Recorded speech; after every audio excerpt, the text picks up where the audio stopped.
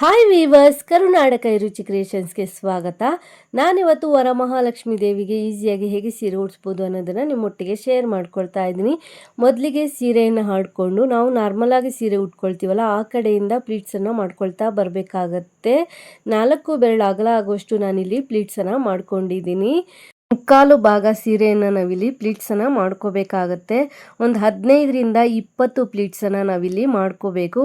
ಒಂದ್ಸಲಿ ಪ್ಲೀಟ್ಸನ್ನು ಮಾಡ್ಕೊಂಡಿದ ನಂತರ ಬಾರ್ಡರ್ ಹತ್ರ ಪ್ಲೀಟ್ಸ್ಗಳನ್ನ ನೀಟಾಗಿ ಅರೇಂಜ್ ಮಾಡಿ ಬಟ್ಟೆ ಪಿನ್ನು ಅಥವಾ ಕ್ಲಿಪ್ಪನ್ನು ಸೇರಿಸ್ಕೋಬೇಕಾಗತ್ತೆ. 2 ಬಾರ್ಡರ್ಗಳಲ್ಲೂ ಸಹ ಪ್ಲೀಟ್ಸ್ಗಳನ್ನ ನೀಟಾಗಿ ಅರೇಂಜ್ ಮಾಡಿ ಪಿನ್ನನ್ನು ಸೇರಿಸ್ಕೊಳ್ಳಿ.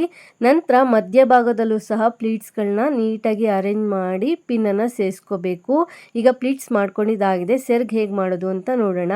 ಸೆರ್ಗನ್ನು ನಾನಿಲ್ಲಿ ಹಾಸ್ಕೊಂಡು ಪ್ಲೀಟ್ಸನ್ನು ಮಾಡ್ಕೊಳ್ತಾ ಇದ್ದೀನಿ. ಬಾರ್ಡರ್ ಏನು ಬರ್ತಾ ಇದೆ ಅದರಷ್ಟು ಅಗಲಕ್ಕೆ ನಾನಿಲ್ಲಿ ಪ್ಲೀಟ್ಸನ್ನು ಮಾಡ್ಕೊಂಡಿದ್ದೀನಿ. ನಾವು ನಾರ್ಮಲಾಗಿ ಸೀರೆ ಉಟ್ಕೊಳ್ಳಾಗ ಹೇಗೆ ಸೆರ್ಗಿಗೆ ಪ್ಲೀಟ್ಸ್ ಮಾಡ್ತೀವಿ ಅದೇ ರೀತಿಯಲ್ಲಿ ಪ್ಲೀಟ್ಸನ್ನು ಮಾಡ್ಕೊಂಡಿದ್ದೀನಿ. ಒಂದು 7 ಪ್ಲೀಟ್ಸನ್ನು ನಾನಿಲ್ಲಿ ಮಾಡ್ಕೊಂಡಿದ್ದೀನಿ. ಪ್ಲೀಟ್ಸ್ ಮಾಡ್ಕೊಂಡಿದ ನಂತರ ಸೆರಗಿನ ತುದಿಗೆ ಒಂದು ಪಿನ್ನನ್ನು ಸೇರಿಸಿ ಸ್ವಲ್ಪ ದೂರಕ್ಕೆ ಪ್ಲೀಟ್ಸ್ಗಳನ್ನ ಅರೇಂಜ್ ಮಾಡಿ ಪಿನ್ನನ್ನು ಸೇರಿಸ್ಕೊಳ್ತಾ ಇದ್ದೀನಿ. ನಾನಿಲ್ಲಿ 1 ಮಾರು ಆಗುವಷ್ಟು ಸೆರಗನ್ನು ಪ್ಲೀಟ್ಸ್ ಮಾಡ್ಕೊಳ್ತಾ ಇದ್ದೀನಿ. ನೀವು ಯಾವ ರೀತಿ ಸೆರಗು ಹಾಕ್ತೀರಾ ಅನ್ನೋದ್ರ ಮೇಲೆ ಸೆರಗನ್ನ ಪ್ಲೀಟ್ಸ್ ಮಾಡ್ಕೋಬೇಕಾಗತ್ತೆ. ನಾನಿಲ್ಲಿ 1 ಮಾರು ಸೆರಗನ್ನು ಪ್ಲೀಟ್ಸ್ ಮಾಡ್ಕೊಂಡಿದ್ದೀನಿ. ನಂತರ ಇನ್ನೊಂದು ಮಾರು ಆಗುವಷ್ಟು ಎಕ್ಸ್ಟ್ರಾ ಸೀರೆ ಪಾರ್ಟನ್ನು ನಾನಿಲ್ಲಿ ಬಿಟ್ಕೊಂಡಿದ್ದೀನಿ. 1 ಮಾರು ಅಥವಾ ಒಂದು ಅರ್ಧ ಮಾರು ಎಕ್ಸ್ಟ್ರಾ ಸೀರೆ ಪಾರ್ಟನ್ನು ಬಿಟ್ಕೊಂಡ್ರೆ ಸಾಕಾಗತ್ತೆ. ಈಗ ಪ್ಲೀಟ್ಸ್ ಮಾಡ್ಕೊಂಡಿದ್ದಾಗಿದೆ. ದೇವಿಗೆ ಹೇಗೆ ಸೀರೆ ಉಡಿಸೋದು ಅಂತ ನೋಡೋಣ. ನಾನಿವತ್ತು ಸ್ಟ್ಯಾಂಡನ್ನು ಬಳಸ್ಕೊಂಡು ದೇವಿಗೆ ಸೀರೆಯನ್ನು ಉಡಿಸ್ತಾ ಇರೋವಂಥದ್ದು. ಟೇಬಲ್ ಮೇಲೆ ಒಂದು ಸ್ಟ್ಯಾಂಡನ್ನು ಇಟ್ಕೊಂಡಿದ್ದೀನಿ. ಸೆರಗನ್ನು ಸ್ಟ್ಯಾಂಡಿನ ಪಕ್ಕದಲ್ಲಿ ಇಟ್ಕೊಂಡಿದ್ದೀನಿ. ನಂತರ ಪ್ಲೀಟ್ಸನ್ನು ನಾವು ಬಾರ್ಡರ್ ಹತ್ರ ಸಮವಾಗಿ ಜೋಡಿಸ್ಕೋಬೇಕಾಗತ್ತೆ. ಹಾಗೆ ಮಧ್ಯಭಾಗದಲ್ಲೂ ಸಹ ಪ್ಲೀಟ್ಸನ್ನು ನೀಟಾಗಿ ಇಟ್ಕೊಂಡು ಆ ರಿಂಗಿನ ಒಳಗಡೆ ಪ್ಲೀಟ್ಸನ್ನು ಸೇರಿಸ್ಕೋಬೇಕಾಗತ್ತೆ.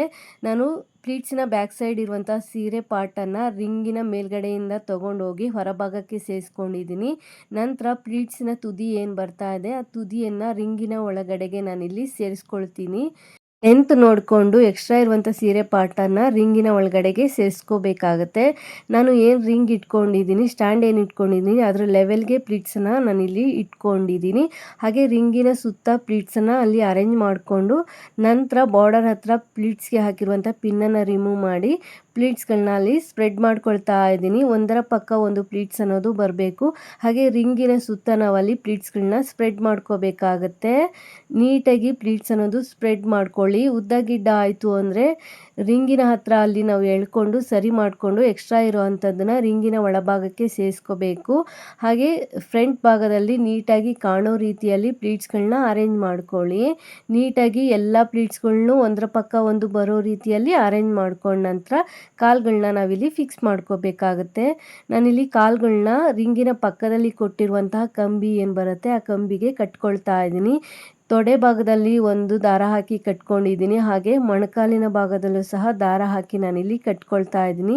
2 ಸೈಡು ದಾರಾನ ಹಾಕಿ ಕಟ್ಕೊಳ್ಳೋದ್ರಿಂದ ಕಾಲು ಅನ್ನೋದು ಗ್ರಿಪ್ ಆಗಿ ಕೂತ್ಕೊಳ್ಳುತ್ತೆ. 2 ಕಾಲನ್ನು ಸಹ ನಾವು ಇದೇ ರೀತಿ ಟೈಟಾಗಿ ಕಟ್ಕೋಬೇಕಾಗತ್ತೆ. ಅಲ್ಲಿ ಗ್ರಿಪ್ ಆಗಿ ಕಾಲು ಕುತ್ಕೋಬೇಕು. ಜರುಗಿಸಲಿಕ್ಕೆ ಈಸಿ ಆಗಬೇಕು, ಹಾಗೆ ಟೈಟಾಗಿ ಕುತ್ಕೋಬೇಕು. ಆ ರೀತಿಯಲ್ಲಿ ನೀವು ಕಟ್ಕೋಬೇಕಾಗತ್ತೆ. 2 ಸೈಡಿನ ಕಾಲುಗಳನ್ನ ಕಟ್ಕೊಂಡ ನಂತರ ಸೀರೆಯಿಂದ ದೇವಿಯ ಕಾಲುಗಳನ್ನ ಕವರ್ ಮಾಡ್ಕೋಬೇಕಾಗತ್ತೆ. ಪ್ಲೀಟ್ಸಿನ ಪಕ್ಕದಲ್ಲಿರುತ್ತಲ್ವ ಎಕ್ಸ್ಟ್ರಾ ಸೀರೆ ಪಾರ್ಟು ಅದನ್ನ ತಗೊಬಂದು ದೇವಿಯ ಕಾಲಿನ ಮೇಲ್ಗಡೆ ಬಲಗಾಲಿನ ಮೇಲ್ಗಡೆ ತಗೊಬಂದು ದೇವಿಯ ಕಾಲಿಗೆ ಸುತ್ತಿ ಬಾರ್ಡರ್ ಅನ್ನೋದು ದೇವಿಯ ಕಾಲಿಗೆ ಗೆಜ್ಜೆ ಕಟ್ತೀವಲ್ಲ ಅಲ್ಲಿ ಹೈಲೈಟೆಡ್ ಆಗಿ ಮಾಡಿಕೊಂಡು ಅಲ್ಲಿ ಒಂದು ಪಿನ್ನನ್ನು ಸೇರಿಸ್ಕೊಂಡು ಕಾಲಿನ ಹತ್ರ ಸೀರೆ ಪಾರ್ಟನ್ನು ನೀಟಾಗಿ ಕವರ್ ಆಗಿದೆ ಅಂತ ನೋಡಿಕೊಂಡು ಪ್ಲೀಟ್ಸ್ ಕಡೆಯಿಂದ ಬಾರ್ಡರ್ನ ತಗೊಂಡೋಗಿ ದೇವಿಯ ಮೊಣಕಾಲಿನ ಮೇಲೆ ತಗೊಂಡೋಗಿ ತೊಡೆ ಭಾಗದಲ್ಲಿ ಒಂದು ಪಿನ್ನನ್ನು ಸೇರಿಸ್ಕೋಬೇಕಾಗತ್ತೆ. ನಂತರ ದೇವಿಯ ಕಾಲಿಗೆ ಬಲಗಾಲಿಗೆ ನಾನಿಲ್ಲಿ ದಾರನ ಕಟ್ಟಿ ಇಟ್ಕೊಳ್ತಾ ಇದ್ದೀನಿ. ಅದು ಹೇಗೆ ಯೂಸ್ ಮಾಡೋದು ಅಂತ ನೋಡೋಣ ನೆಕ್ಸ್ಟು. ನಂತರ ಇನ್ನೊಂದು ಕಾಲು ಎಡಗಾಲು ಏನಿದೆ ಆ ಎಡಗಾಲಿಗೂ ಸಹ ಇದೇ ರೀತಿಯಾಗಿ ಸೀರೆಯಿಂದ ಕಾಲನ್ನು ಕವರ್ ಮಾಡ್ಕೋಬೇಕಾಗತ್ತೆ. ಪ್ಲೀಟ್ಸಿನ ಪಕ್ಕದಲ್ಲಿರುವಂಥ ಸೀರೆ ಪಾರ್ಟನ್ನು ಕಾಲಿನ ಒಳಭಾಗದಿಂದ ಮೇಲ್ಗಡೆಗೆ ತಗೊಬಂದು ನಂತರ ದೇವಿಯ ಕಾಲಿಗೆ ಸುತ್ತಿ ಬಾರ್ಡರ್ ಅನ್ನೋದು ಗೆಜ್ಜೆ ಕಟ್ಟೋ ಜಾಗದಲ್ಲಿ ಹೈಲೈಟೆಡ್ ಮಾಡಿಕೊಂಡು ಅಲ್ಲೊಂದು ಪಿನ್ ಸೇರಿಸ್ಕೊಂಡು ಪ್ಲೀಟ್ಸ್ ಕಡೆಯಿಂದ ಬಾರ್ಡರ್ನ ದೇವಿಯ ಕಾಲಿನ ಮೇಲೆ ತಗೊಂಡೋಗಿ ಮೊಣಕಾಲಿನ ಮೇಲೆ ತಗೊಂಡೋಗಿ ತೊಡೆ ಭಾಗದಲ್ಲಿ ಒಂದು ಪಿನ್ನನ್ನು ನಾವಲ್ಲಿ ಸೇರಿಸ್ಕೋಬೇಕಾಗತ್ತೆ. ಈ ರೀತಿಯಾಗಿ ಸೇರಿಸ್ಕೊಂಡ ನಂತರ ನಾವೇನು ದಾರ ಕಟ್ಟಿ ಇಟ್ಕೊಂಡಿದ್ವಿ ಆ ಕಾಲಿನ ದಾರನ ಇನ್ನೊಂದು ಕಾಲು ಏನಿದೆ ಆ ಕಾಲಿನ ಒಳಭಾಗದಿಂದ ಮೇಲ್ಗಡೆಗೆ ತಗೊಂಡೋಗ್ಬೇಕು. ಆ ಕಾಲನ್ನು ಸಹ ಎಲ್ ಶೇಪಲ್ಲಿ ತಗೊಬರಬೇಕು. ಅಂದರೆ ದೇವಿ ಪದ್ಮಾಸನದಲ್ಲಿ ಕುಳಿತಿರೋ ರೀತಿ ನಾವಿಲ್ಲಿ ಮಾಡ್ಕೋಬೇಕಾಗತ್ತೆ. ಆ ದಾರನ ತಗೊಂಡೋಗಿ ರಿಂಗಿನ ಮೇಲೆ ಪ್ಲೀಟ್ಸ್ ಏನಿದೆ ಪ್ಲೀಟ್ಸ್ ಮೇಲೆ ತಗೊಂಡು ಹೋಗಿ ಹಿಂದ್ಗಡೆ ಇರುವಂಥ ಕಂಬಿಗೆ ನಾವಿಲ್ಲಿ ಕಟ್ಕೋಬೇಕಾಗುತ್ತೆ. ನೋಡಿ ನಾನು ಕಟ್ಕೊಂಡಿದ್ದೀನಲ್ಲ, ಈ ರೀತಿ ಕಟ್ಕೊಳ್ಳೋದ್ರಿಂದ ಕಾಲನ್ನೋದು ಕೆಳಗಡೆ ಜಾರಲ್ಲ, ನೀಟಾಗಿ ಕೂತ್ಕೊಳ್ಳುತ್ತೆ. ದೇವಿ ಪದ್ಮಾಸನದಲ್ಲಿ ಕುಳಿತಿರೋ ರೀತಿಯಲ್ಲೇ ಕಾಣಿಸುತ್ತೆ.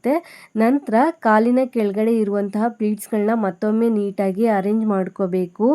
ಎಲ್ಲ ಪ್ಲೇಟ್ಸು ಒಂದೇ ಸಮ ಕಾಣಿಸ್ಬೇಕು, ಆ ರೀತಿಯಾಗಿ ಅರೇಂಜ್ ಮಾಡ್ಕೊಳ್ಳಿ. ನಂತರ ಅಕ್ಕಿ ತುಂಬಿಸಿರುವಂಥ ತಟ್ಟೆಯನ್ನು ರಿಂಗಿನ ಮೇಲೆ ನಾನಿಲ್ಲಿ ಇಟ್ಕೊಳ್ತಾ ಇದ್ದೀನಿ.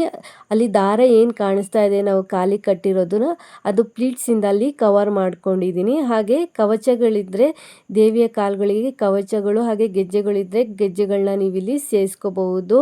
ನಾನಿಲ್ಲಿ 2 ಕಾಲಿಗೂ ಸಹ ಕವಚನ ಸೇರಿಸಿದ್ದೀನಿ, ಹಾಗೆ ಗೆಜ್ಜೆನೂ ಸಹ ಇಲ್ಲಿ ಸೇರಿಸ್ಕೊಳ್ತಾ ಇದ್ದೀನಿ. ದೇವಿಯ ಕಾಲುಗಳಿಗೆ ಗೆಜ್ಜೆಗಳನ್ನ ಸೇರಿಸ್ಕೊಂಡಿದ್ದ ನಂತರ ನಾವಿಲ್ಲಿ ಕೈಗಳನ್ನ ಸಹ ಫಿಕ್ಸ್ ಮಾಡ್ಕೋಬೇಕಾಗತ್ತೆ. ಕೈಯನ್ನು ನಾನಲ್ಲಿ ಕಂಬಿ ಏನು ಕೊಟ್ಟಿರ್ತಾರೆ ಕಂಬಿ ಮೇಲೆ ಇಟ್ಬಿಟ್ಟು ಸ್ಟಾರ್ಟಿಂಗು ಕೈ ಹತ್ರ ನಾನಲ್ಲಿ ರಬ್ಬರ್ ಬ್ಯಾಂಡನ್ನು ಸೇರಿಸ್ಕೊಳ್ತಾ ಇದ್ದೀನಿ. ಬ್ಯಾಕ್ ಸೈಡಲ್ಲಿ ದಾರದಿಂದ ನಾನಲ್ಲಿ ಕಟ್ಕೊಳ್ತಾ ಇದ್ದೀನಿ. 2 ಸೈಡು ನಾನಲ್ಲಿ ಸೆಕ್ಯೂರ್ ಮಾಡ್ಕೊಂಡಿದ್ದೀನಿ. ಹಾಗೆ ಇನ್ನೊಂದು ಕೈಯನ್ನು ಸಹ ಅದೇ ರೀತಿಯಾಗಿ ನಾನು ಫಿಕ್ಸ್ ಮಾಡ್ಕೊಳ್ತಾ ಇದ್ದೀನಿ.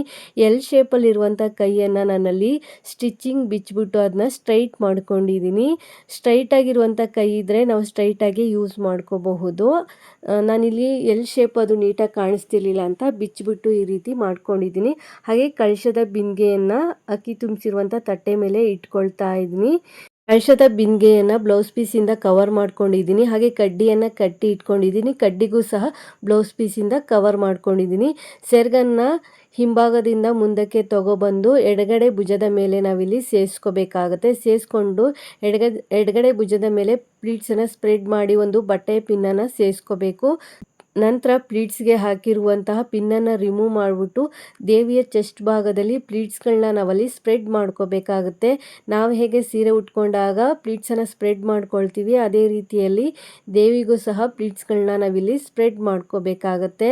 ಚೆಸ್ಟ್ ಹತ್ರ ನೀಟಾಗಿ ಒಂದರ ಪಕ್ಕ ಒಂದು ಪ್ಲೀಟ್ಸ್ ಬರೋ ರೀತಿಯಲ್ಲಿ ನೀಟಾಗಿ ಸ್ಪ್ರೆಡ್ ಮಾಡಿಕೊಂಡು ಸೊಂಟಕ್ಕೆ ನಾವೊಂದು ಶೇಪನ್ನು ಕೊಟ್ಕೊಂಡು ದಾರದಿಂದ ಕಟ್ಕೋಬೇಕಾಗತ್ತೆ. ಬಿಂದಿಗೆಯ ಕೆಳಭಾಗಕ್ಕೆ ನಾವಲ್ಲಿ ಕಟ್ಕೋಬೇಕು. ಕಳಶದ ಬಿಂದಿಗೆಗೆ ಬ್ಲೌಸ್ ಪೀಸಿಂದ ಕವರ್ ಮಾಡಿಕೊಂಡ್ರೆ ನಾವು ದಾರ ಕಟ್ಟಿದಾಗ ಅದು ಗ್ರಿಪ್ ಆಗಿ ಕುತ್ಕೊಳ್ಳುತ್ತೆ ಅಂತಲೇ ಹೇಳ್ಬೋದು. ಹಿಂದ್ಗಡೆಯಿಂದ ದಾರ ತಗೊಂಡೋಗಿ ಹಿಂದ್ಗಡೆ ಇರುವಂಥ ಕಂಬಿಗೆ ನಾವಲ್ಲಿ ಕಟ್ಕೋಬೇಕಾಗತ್ತೆ. ಫ್ರಂಟಲ್ಲಿ ಸೆರಗ್ ಪಾರ್ಟ್ ಅನ್ನೋದು ದೇವಿಯ ಕಾಲಿನ ಮೇಲೆ ನೀಟಾಗಿ ಬಂದಿದೆಯಾ ಅಂತ ನೋಡಿಕೊಂಡು ಅಲ್ಲಿ ಸರಿ ಮಾಡ್ಕೊಳ್ಳಿ. ಬೇಕು ಅಂದರೆ ಗುಂಡ್ಪಿನನ್ನು ನೀವಲ್ಲಿ ಸೇರಿಸ್ಕೋಬೋದು.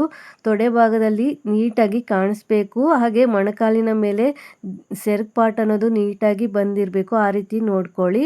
ನಂತರ ದೇವಿಯ ಸೊಂಟಕ್ಕೆ ಡಾಬು ಅಥವಾ ಲೇಸನ್ನು ನೀವಿಲ್ಲಿ ಸೇರಿಸ್ಕೋಬೋದು. ನಾವೇನು ದಾರ ಕಟ್ಟಿರ್ತೀವಿ ದಾರದ ಮೇಲೆ ಸೇರಿಸ್ಕೋಬೇಕಾಗತ್ತೆ ಡಾಬನ್ನು. ನಂತರ ದೇವಿಯ ಕೈಗಳಿಗೆ ಕವಚಗಳಿದ್ದರೆ ನೀವಿಲ್ಲಿ ಕವಚಗಳನ್ನು ಸಹ ಸೇರಿಸ್ಕೋಬಹುದು. ಹಾಗೆ ದೇವರಿಗೆ ಅಂತ ಇಟ್ಕೊಂಡಿರುವಂಥ ಒಡವೆಗಳಿಂದ ದೇವಿಯನ್ನು ಅಲಂಕರಿಸಿ ಜಡಬಿಲ್ಲೆ ಇದ್ದರೆ ಜಡಬಿಲ್ಲೆಯನ್ನು ಸಹ ನೀವಿಲ್ಲಿ ಸೇರಿಸ್ಕೋಬಹುದು. ಹಾಗೆ ಕಳಶದ ಬಿಂದಿಗೆಗೆ ನೀವೇನನ್ನು ಸೇರಿಸ್ತೀರಾ ನಿಮ್ಮ ಮನೆಯ ಪದ್ಧತಿಯಲ್ಲಿ ನೀರು ಸೇರಿಸೋ ಹಾಗಿದ್ರೆ ನೀರು ಸೇರಿಸ್ಬೋದು, ಅಥವಾ ಅಕ್ಕಿ ಸೇರಿಸೋ ಹಾಗಿದ್ರೆ ಅಕ್ಕಿಯನ್ನು ಸೇರಿಸಿ. ಏನೆಲ್ಲ ಸೇರಿಸ್ತೀರಾ ಎಲ್ಲವನ್ನು ಸೇರಿಸಿ ವಿಳ್ಯದೆಲೆ ಮಾವಿನೆಲೆ ಇಟ್ಟು ತೆಂಗಿನಕಾಯಿ ಇಟ್ಟು ದೇವಿಗೆ ಮುಖಪದ್ಮವನ್ನು ಹಾಕಿ ಹೂಗಳಿಂದ ದೇವಿಯನ್ನು ಅಲಂಕರಿಸಿ ಭಕ್ತಿ ಶ್ರದ್ಧೆ ನಿಷ್ಠೆಯಿಂದ ದೇವಿಯನ್ನು ಆರಾಧಿಸಿ ಪೂರ್ತಿಯಾದ ಅಲಂಕಾರ ಆದ ನಂತರ ನೀವಿಲ್ಲಿ ದೇವಿಯನ್ನು ನೋಡ್ಬೋದು. ದೇವಿ ಎಷ್ಟು ಲಕ್ಷಣವಾಗಿ ಎಷ್ಟು ಚೆನ್ನಾಗಿ ಕಾಣಿಸ್ತಾ ಇದ್ದಾರೆ ಅಂತ ಹೇಳಿ.